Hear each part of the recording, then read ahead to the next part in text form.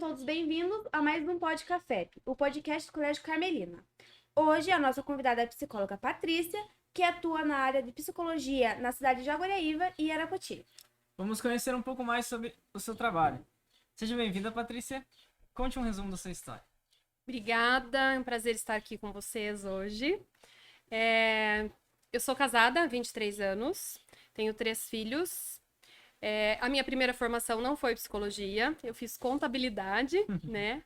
Aos 18 eu fui para essa área e só depois que eu entrei na psicologia. Qual foi o motivo da sua escolha de psicologia? Tá, como eu disse para você, eu fiz primeiro contabilidade e na faculdade de contabilidade, no primeiro ano, é que eu conheci psicologia. E eu falei assim, cara, eu tô no lugar errado, mas eu precisava terminar a faculdade, né? Então, eu fiz 5 anos de contabilidade e aí ficou aquele desejo, né, no coração de em algum momento eu vou conseguir fazer psicologia, mas financeiramente não dava, né? A nossa faculdade, a nossa cidade ainda não tinha faculdade, e muito menos o curso de psicologia. Nem em Ponta Grossa tinha, era só Curitiba, Londrina, cidades bem mais distantes, né? Então eu tive que esperar um tempo bem grande aí para poder fazer psicologia. Quais são os aspectos mais gratificantes de exercer sua profissão? Pode compartilhar alguma experiência que teve com algum paciente? Tá, o que é mais gratificante é que a gente não para de aprender. Então é bastante leitura. Então o conhecimento é o que é mais, assim, é melhor, assim, é o mais gratificante, assim, né? E a gente tem o sigilo, né, em relação à psicologia, então, assim, algo específico, né, de compartilhar, assim, experiência, mas todas as experiências são muito válidas, assim, né, toda psicoterapia é um momento único, então, o bom, assim, é quando você vê que a pessoa está conseguindo realizar mudanças, que a pessoa está melhorando, está diminuindo o sofrimento, isso não tem preço. Como você costuma lidar com a diversidade dos pacientes, com diferentes estilos, culturas e mentalidade? Tá.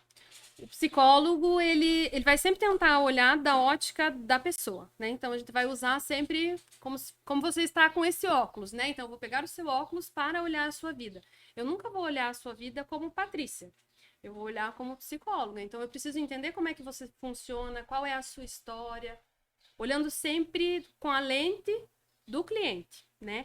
E uma coisa né, não é paciente, né? Na minha abordagem, a gente fala cliente. Por quê? Porque a pessoa não está doente. Eu não trato como se ela fosse uma pessoa doente.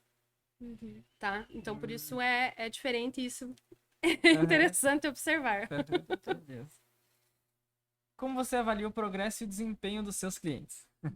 Então, a partir da mudança que ele vai fazendo, né? Então, assim, ele vai trazer uma demanda, trazer alguma questão, né, que está gerando sofrimento, e a partir do momento que ele vai resolvendo aquela situação, aquela demanda, a gente vai juntos, né, vendo se já alcançou aquilo que queria, se tem alguma outra coisa, se continua a psicoterapia ou não. Às vezes até as pessoas trazem assim, quanto tempo eu preciso fazer de psicoterapia? Não tem como a gente dizer sem primeiro fazer um primeiro atendimento, uma primeira avaliação, né, de fazer uma anamnese para a gente entender o que está trazendo aquela pessoa, né, e mais ou menos dizer, vamos fazer 8 sessões, porque na maioria das vezes chega naquele momento e a pessoa fala, não, mas agora eu quero resolver outra coisa, e aí a gente retoma sempre o trabalho. Vou fazer uma pergunta que não tá aqui. Qual que foi o máximo de sessões que você fez em um cliente? O máximo... Nossa, que pergunta difícil, porque na verdade, assim, tem pessoas que não tem um máximo. Não tem como te responder isso, sabe por quê? Porque tem pessoas que vêm e ficam 1 ano, 2 anos, tem pessoas que fazem 6 sessões e resolvem aquilo e entendem que ok, né? Então, assim, é muito dinâmico. Então, assim, tem pessoas que desde a minha formação vêm, ficam 1 ano, 2 anos e de repente dá uma paradinha e aí volta. Sim. Entendi. Quais suas estratégias e métodos preferidos para suas consultas? Tá. Dentro da psicologia tem a gente chama de abordagens, né? Então, a minha abordagem é humanista. Eu sou Carl Rogers. Não sei se vocês já ouviram falar. Eu acho que não. É muito interessante. Procurem lá. Beleza. O que é importante dentro dessa abordagem? A primeira coisa é valorizar a relação terapêutica. Então, é importante que a pessoa entenda que quando ela procura um psicólogo, ela precisa ter uma identificação com esse psicólogo. Porque aí vai haver uma boa troca, né? Então, a pessoa tem que confiar em você, ela tem que entender que tudo que ela falar ali vai ficar ali, né? E de que a gente está fazendo um olhar científico em cima daquilo, né? Não é pessoal. Uhum. Eu não estou ali para julgar. A maioria das pessoas tem medo do julgamento do psicólogo, né? Ai, ela é psicóloga, ela tá me olhando, ela já vai ler, né? Tem uma bola de cristal ali que vai saber quem eu sou. Então, não existe isso, né? A gente vai trocando, né? Ali as informações, conversando, vendo a história, vendo o que aconteceu, e em cima disso a gente vai resolvendo as coisas, né? O cliente vai resolvendo as suas questões. O psicólogo é aquele que vai dar clareza para as coisas, vai tentar explanar melhor, vai tentar explorar aquilo ali para ver de onde será que vem, qual é a raiz do problema, como que você consegue resolver isso. Né? Então, é 50% do psicólogo, 50% do cliente. Se o cliente não me dá, eu não consigo fazer sozinha. É verdade. Né? Então, eu não resolvo o problema das pessoas. Eu dou apoio e clareza para que ele consiga ir lá e resolver. Nossa. Quais são os desafios padrões que você enfrenta no atendimento e como que lida com eles? Então, as pessoas são muito dinâmicas, né? Uhum. Então, assim, algo padrão é tão difícil de pensar isso assim agora, porque é sempre um desafio, porque é sempre uma nova história, é sempre uma nova situação. E por mais que seja, mas não acontece pessoas que trazem, ansiedade. A ansiedade é sempre ansiedade. A pessoa sofreu um abuso, por exemplo, sempre vai ser. Não, cada pessoa lidou com aquela situação de uma determinada forma, então depende da história dela, depende do que ela traz nessa bagagem. Né? Então, o desafio é sempre entender este outro e entender que ele vai resolver isso com as ferramentas que ele tem. Show. Quais são as doenças psicossomáticas que você atende, crianças e adolescentes? Tá. Quando a gente fala de psicossomática, né? A gente está falando de doenças que clinicamente não foram resolvidas. Que foi lá no médico, por exemplo, fez exames e tentou resolver uma enxaqueca, né? E aquilo fez todo o tratamento médico, fez todo o acompanhamento, não resolveu. Então, assim, não conseguiu resolver dessa forma. Aí a gente vai pensar na questão da psique, né? Daquela pessoa, opa, peraí, eu preciso resolver isso, né? Uhum. É psicológico, então, né? Porque já foi feito todos os exames, já virou a pessoa de ponta cabeça e não achou nada. Então, assim, doenças psicossomáticas, quando a gente fala, seriam doenças que você sente no corpo, né? Se não ficar claro, vocês me perguntam. Que você sente no seu corpo e não conseguiu resolver. Ela persiste, né? Então, aí a gente vai olhar. Ué, será que é psicossomática? Será que é psicológico, né? Então, assim, é a sua cabeça que tá fazendo doer? Mais ou menos nesse sentido.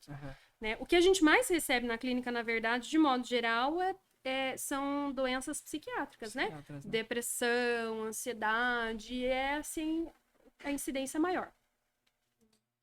E os jovens da nossa cidade? Ansiedade, é claro. Ansiedade, né? Crise de ansiedade é o que mais vem na idade, né? Adolescentes, jovens, pré-adolescência. Sempre a ansiedade É o mais comum, né? é o mais comum. Infelizmente. Falando em jovens, quais os principais motivos de grande ansiedade e depressão que ocorrem nesse grupo? Essa né, a idade, esse momento, naturalmente, tem muitas decisões para serem tomadas, né? Então, assim, o que eu percebo na clínica é que essas decisões geram uma grande expectativa, né? Sim. Então, tem uma família que está com uma grande expectativa em cima desse jovem, né? Com alguns questionamentos. Então, assim, tem algumas coisas que os pais acabam passando, né, no sentido de, olha, eu espero que você faça faculdade, ou eu espero que você logo possa se sustentar e Cobrança, sustentar a casa. Então tem Exatamente. Tem uma cobrança muito grande dos pais. E aí esse jovem vai gerando, né, os pensamentos dele vai gerando essa ansiedade e se não tratada, vai gerar crises de Sim. ansiedade, e aí a gente pode ir para crises de pânico, enfim, aí pode ir aumentando o problema, né, se não se cuidar. Então é importante entender assim, o psicólogo vai ajudar nesse momento o que é entender o que é que está gerando essa ansiedade. Posso fazer uma pergunta para você? Pode. Que me ocorreu agora? A gente pensa ou a gente sente primeiro? Eu acho que sente, eu acho. O que você acha? Eu acho que a gente pensa. A gente pensa primeiro. Então, assim, se eu estou tendo ansiedade, é porque eu estou pensando alguma coisa que está fabricando essa ansiedade. Então, eu preciso olhar para esse pensamento ansioso. O que é que está me fazendo fabricar, digamos assim, né, de uma forma didática, para vocês entenderem essa ansiedade? Então, a base, não 100%, mas o que pode ajudar a ter essas crises, negócio, é a família, assim, tipo, de uma cobrança no geral, assim. Ah, que pergunta perspicaz, né?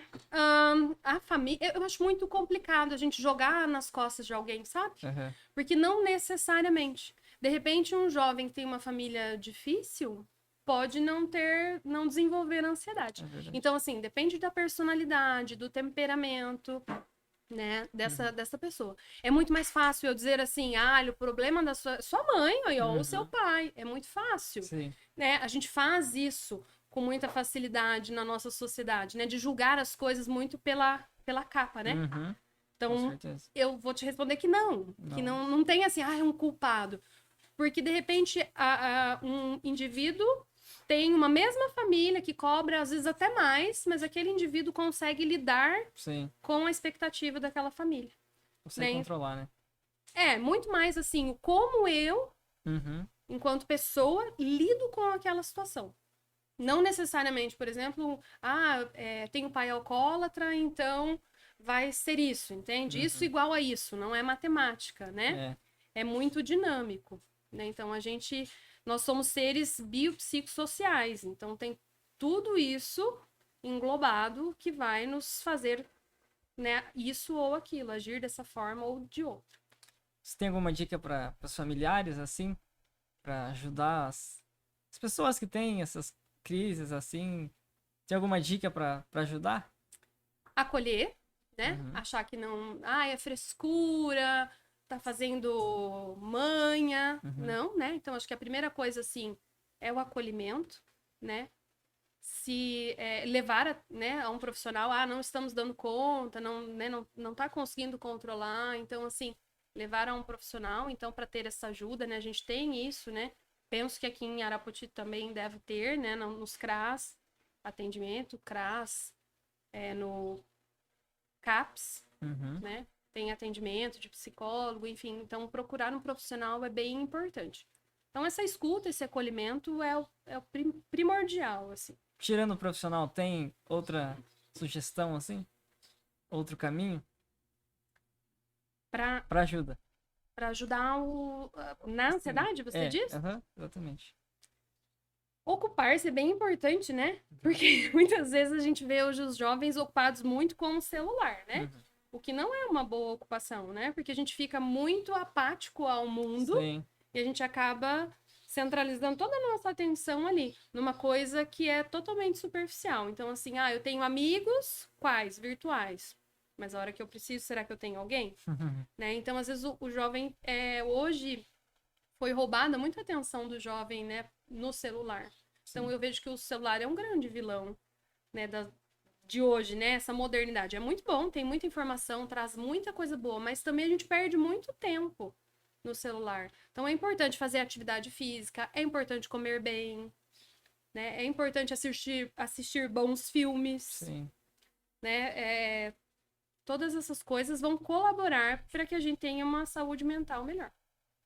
Eu até ia fazer uma pergunta sobre a tecnologia. Ela pode ajudar a piorar uma ansiedade, tipo, ou dar ansiedade assim na turma? Agravar? De certa forma. Porque, na verdade, você vai... você tá num jogo, por exemplo, né? Aquele jogo você tem que ganhar, você tem que ganhar. O que ele vai gerando em você, entende? O que aquilo vai... Sim. vai evocando em você.